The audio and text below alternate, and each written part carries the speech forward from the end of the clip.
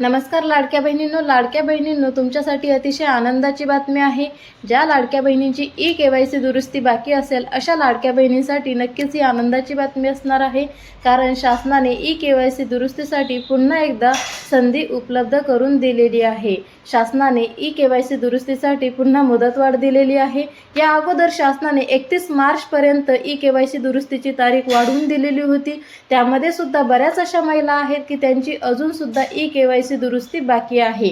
तर अशा महिलांसाठी शासनाने पुन्हा एकदा मुदतवाढ दिलेली आहे। शासनाने आता 30 एप्रिल पर्यंत मुदतवाढ दिलेली आहे। ज्या लाडक्या बहिणींची ई-केवायसी दुरुस्ती बाकी असेल, त्या पात्र असून देखील त्यांना लाडकी बहीण योजनेचा लाभ मिळत नसेल, त्यामुळे त्यांना ई-केवायसी दुरुस्ती करायची असेल तर अशा लाडक्या बहिणींना आता 30 एप्रिल पर्यंत ई-केवायसी दुरुस्ती करता येणार आहे। तर लाडक्या बहिणींनो, लवकरात लवकर ई-केवायसी दुरुस्ती करून घ्या आणि लाडकी बहीण योजनेचा यापुढील हप्त्यांचा लाभ घ्या।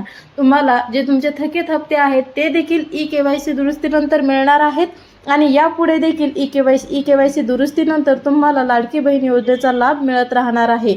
तर लाडक्या बहिणींनो, फेब्रुवारी महिन्याचा हप्ता कोणत्या लाडक्या बहिणींच्या अकाउंटमध्ये जमा झाला त्यांनी कमेंट करून सांगायचं आहे। आणि ज्या लाडक्या बहिणींना अजून कोणतेच हप्ते मिळाले नाहीत, पात्र आहेत तरी सुद्धा त्यांना हप्ते मिळाले नाहीत, त्यांनी देखील कमेंट करून नक्की सांगायचं आहे। ज्या लाडक्या बहिणींच्या अकाउंटमध्ये फेब्रुवारीपर्यंतचे हप्ते जमा झाले त्यांनी कमेंट करून नक्की सांगा, आणि ज्यांना हप्ते मिळाले नाहीत त्यांनी देखील कमेंट करून सांगायचं आहे। आणि ज्या लाडक्या बहिणींची ई-केवायसी बाकी असेल त्यांनी 30 एप्रिलपर्यंत ई-केवायसी करून घ्यायची आहे। तर लाडक्या बहिणींनो, हा व्हिडिओ जास्तीत जास्त शेअर करा, चॅनलला अजून सबस्क्राईब केलं नसेल तर सबस्क्राईब करा आणि नोटिफिकेशनसाठी शेजारील बेल आयकॉनला प्रेस करायला विसरू नका। भेटूयात नेक्स्ट व्हिडिओमध्ये। धन्यवाद।